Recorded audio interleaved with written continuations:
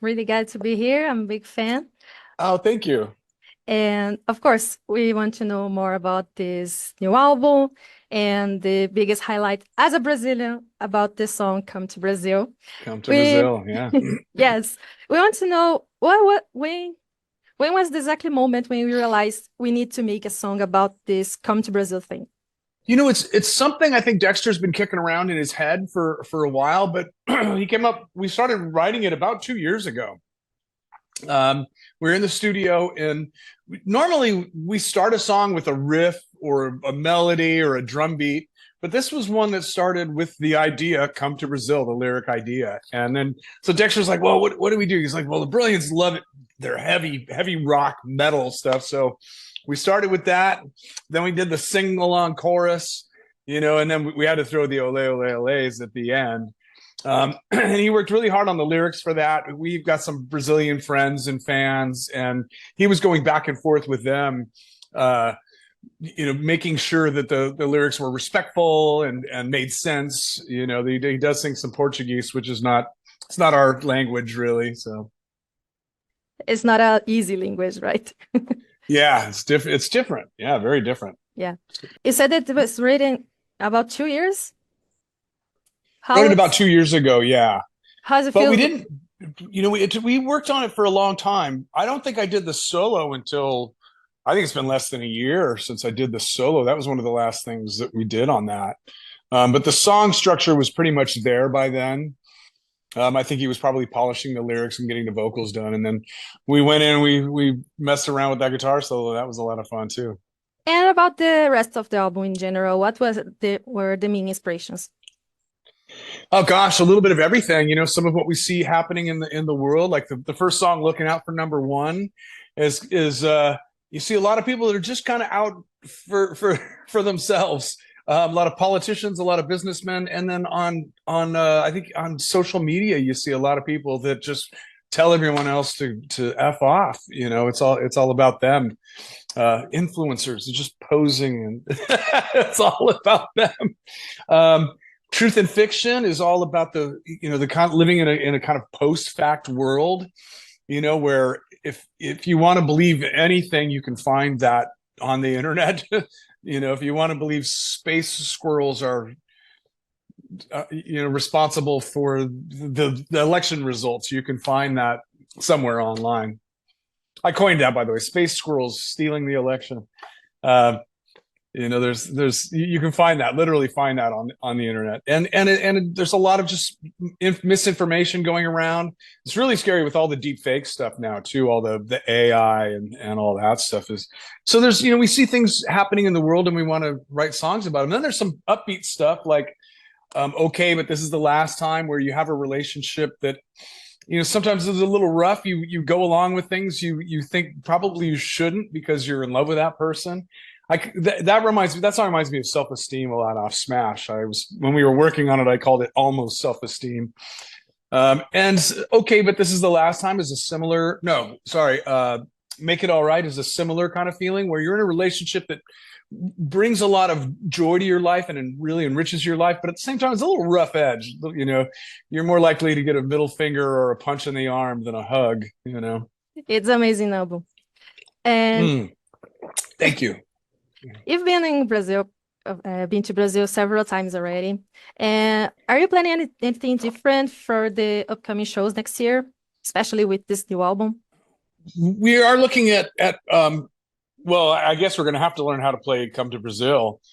That's going to be tough. That's The rhythm part, the heavy part, that's getting that all locked in. That'll be fun though. That'll be good. That'll go over well.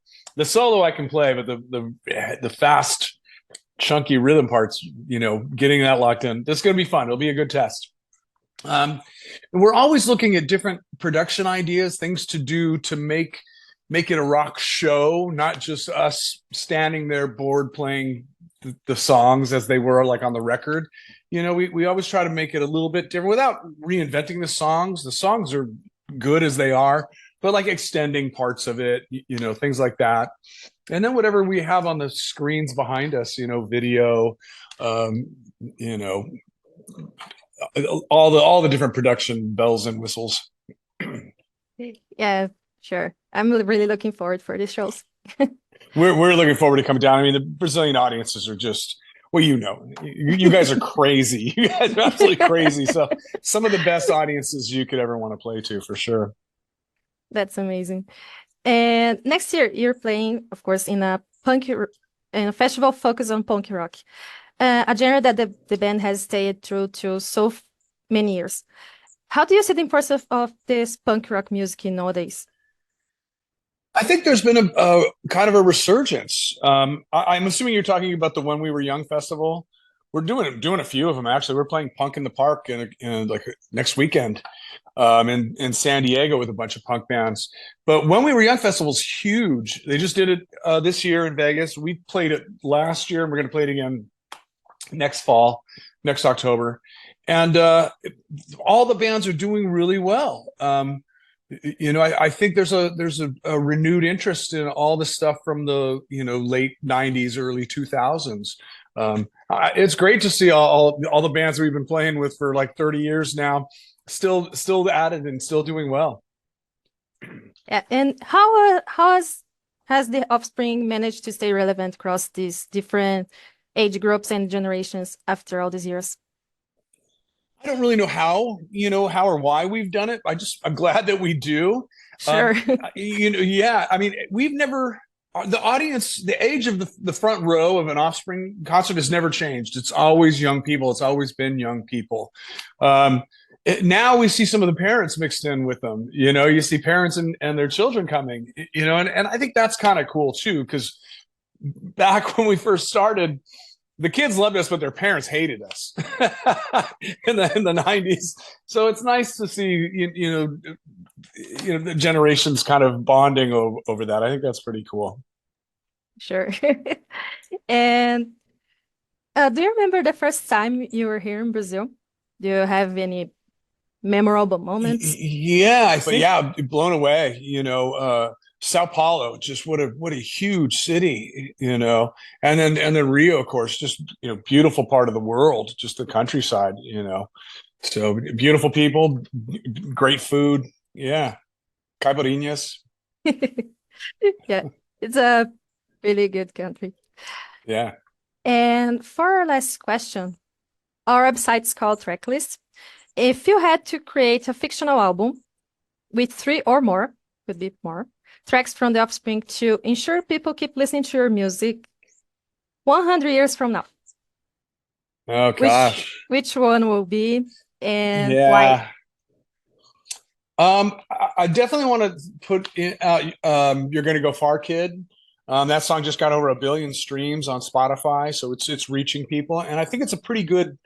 It gives the fans a pretty good idea of what we sound like and what our music is. There's fast parts, slow parts. That's a little bit more straightforward rock one than punk one. But so I'll do that one. How about okay, but this is the last time, to give the more poppy side of what we do. And then I think Bad Habit off of Smash, to just kind of show the punk, the punk stuff that we do that, we've always loved. It got us started playing music in the first place. Good. Nice choices. Thank you so much for your time. Hope you have a good time here in Brazil next year. We're so looking forward to it. We really are. We always have a blast in Brazil. Want to send a message for Brazilian fans?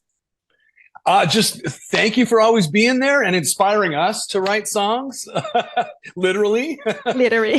Yeah, we some of the best audiences to play to in the world in Brazil, and we've been very fortunate to be able to come down there for almost 30 years now and keep playing, and we can't wait to get back.